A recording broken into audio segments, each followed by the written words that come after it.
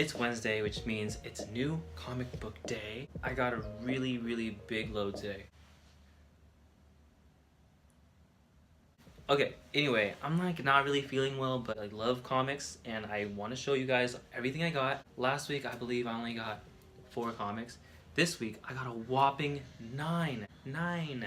My most is 9 ever. We'll see if it ever gets higher than that, but hopefully not because I'm broke. Anyway, by the way, because I got so many comics, I don't want to spend too much time talking about each one. Yeah, because I'm not trying to have this video be longer than 10 minutes, but hopefully that's okay with you guys. Thank you. Let's jump right into it. The first comic I got was Venom Ink Omega, which is the finale for the Venom Ink arc between Amazing Spider-Man and Venom. Like I said last week, if you are expecting something super big and really like character changing for Venom and Spider-Man, you're gonna be really disappointed. But if you're expecting like a big sort of like collaboration and you get to see your favorite hero, favorite anti-hero, and a couple other people, this is a pretty solid comic book and it's great for kids. Next up is already we got Avengers No Surrender issue 2.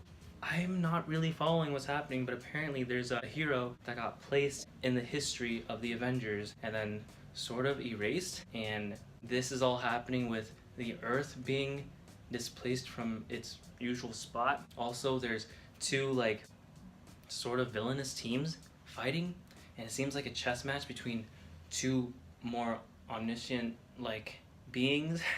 It sounds really confusing, but I'm sure it'll all tie together as it does in Marvel event comics and nothing will change in the end. But it's really gripping right now and I'm loving it, honestly. Spoilers, okay? But looks like they blew up Avengers Mansion at the end. Taking a note from Days of Future Past, the movie, I think Quicksilver will save everybody, but we'll see. Next up is Batman and Ninja Turtles 2 issue 3. This is really good. They're making Bane seem like a top tier villain, kind of dumb, but also pretty smart and like show-offy, very similar to Loki in the first Avengers, where he wants to make a display of himself, and that's really cool. There's a lot of interaction between Batman and the Turtles that seem very natural. I guess this guy who wrote it is used to writing Batman, and I believe Nightwing. I could be wrong there, but he writes them really well.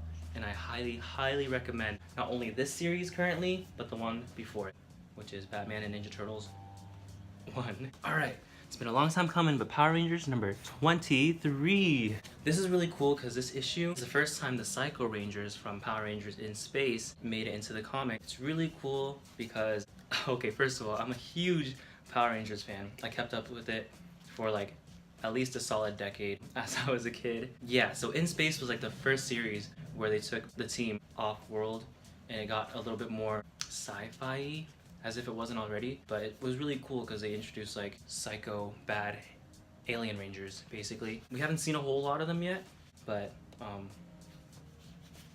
they're probably gonna show up. I haven't read it yet, honestly, but I love it so much. It's like Power Rangers, but for people who grew up on it, not just like the kids, you know? Also, Kyle Higgins is a writer and he writes Nightwing. So if you like Nightwing, you like Power Rangers, either or, you love this. Your kids will love it. Maybe. Well, maybe not. Oh my gosh, Doctor Strange. I haven't read this yet, but I'm super excited, guys. Donny Cates, the writer, is also writing currently Thanos and maybe a couple other Marvel titles, I believe. But oh my gosh, he like completely reinvented Doctor Strange for me. I am such a big fan, and as you know, I'm a big Spider-Man fan, a big Batman fan, but currently at Marvel, over even Spider-Man, this is definitely my favorite title. And if you haven't picked this up or Thanos up, then you need to. It's great. The humor in it is great. It's really touching. The art is really good in this. Yeah, just trust me. It'll make you cry, maybe. Justice League, or the People vs. Justice League. This is a very realistic take on the Justice League and how they would face justice, I guess, if some of them slipped up, which heroes do, you know, it makes them human. It looks like they're pointing fingers. Again, I haven't read it yet, but I'm really excited because I'm kind of into like law stories and grounded, more realistic stories, and this is probably as realistic as it's gonna get within comics. Yeah, I'm loving it so far. It's kind of more adult themed, as in your kids would find it super boring, so don't get it for them. But if you're into like Daredevil or I don't know, Law and Order or something. And superheroes, this is great. I would highly recommend this. This is only the 3rd issue in of this arc, so don't sweat it. Alright, so Rob Liefeld is a big sort of person you like to bag on. I know he's really big in the comic community.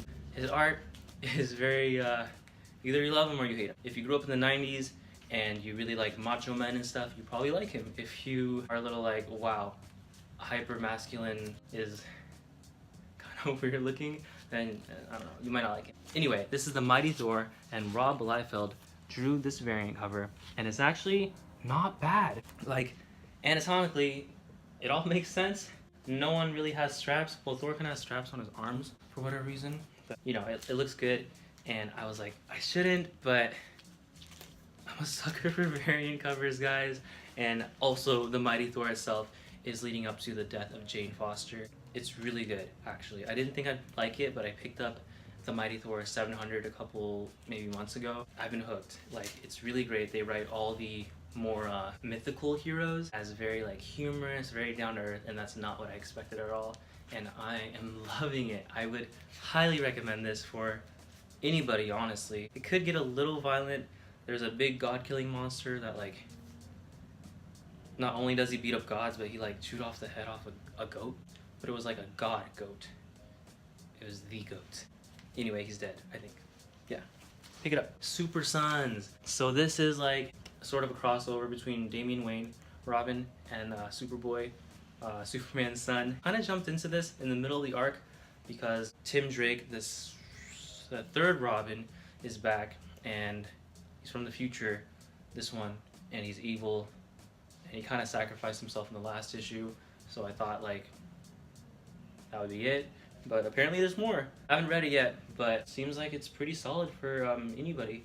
It is rated T for teen, but I gave it to one of my students, and apparently he really liked it, so we'll see. Last, but definitely not least, I got Batman number 39. If you didn't know, Tom King is the current writer of Batman, and he's writing really grounded sort of Batman stories. Like right now, he's getting married to Catwoman. He just went on a double date with Superman and Lois Lane, or Clark Kent.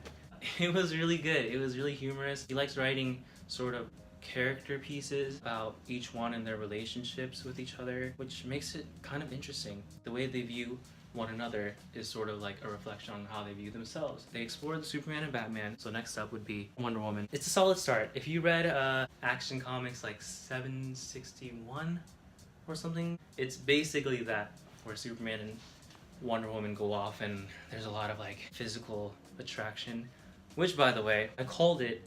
I asked like the other week if there would be some sort of like physical attraction or sexual tension between the two heroes, because one, name a female that Bruce Wayne hasn't had physical attraction with or sexual tension. I'm not saying romantic because that's totally separate. Anyway, I got blasted online for it, and I was like, all right, we'll see. And guess what?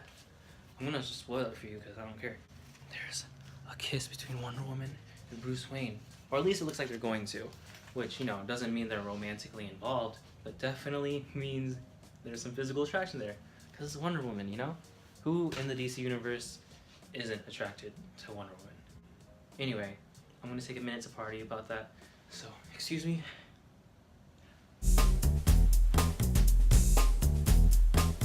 I was right, I told you so. Finally got around to reading The Dark Knight Master Race, which is the 3rd Frank Miller Batman book, and it's obviously does not live up to Dark Knight Returns, but it's so solid. I really loved it. It's a great Batman and Superman story, and something happens to Bruce Wayne which really opens up to more stories in this universe, because it doesn't take place in regular continuity, but it's really good. If you're a fan, definitely pick it up, and if you're not, definitely pick it up. I also got a free poster. Yeah, look at this. Cool free poster at your comic shop. They might have it. It released with the first part of Avengers No Surrender. It's double-sided. It's pretty cool. I gotta find a spot for it. I like to take down some pictures of my girlfriend. Hopefully she's not mad, but come on. Hopefully you guys like this video. Give me a thumbs up, subscribe, show this video to one of your comic book geeky friends. Show them to your girlfriends that might like comics, maybe not. Show it to a Batman and Catwoman stan because they will get super pissed. But yeah, if you have any recommendations on what I should pick up next week or in the following couple of weeks, just let me know in the comments below. Otherwise, have a great day and see you next Wednesday. Deuces.